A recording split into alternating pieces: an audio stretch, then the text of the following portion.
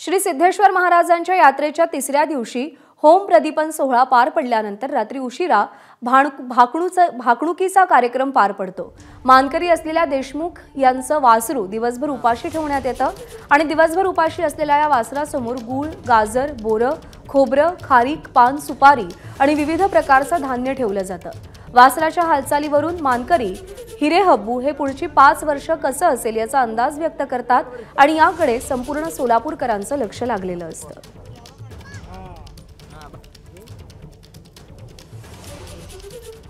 नंदीध्वज व मैदानावर इतकं सुंदररित्या आले म्हणजे आता मी बघण्यामध्ये असं एवढं फास्ट कधीच आले नाही आणि निर्विघ्नपणे आले नंदीध्वज। होम विधी चांगला झाला। तर माझा जो भाकणूक आहे वासरूनं कुठल्या याला नुसतं तोंड लावला, मलमिश्र नाही किंवा मलमूत्र नाही आणि वासरू शांत होता।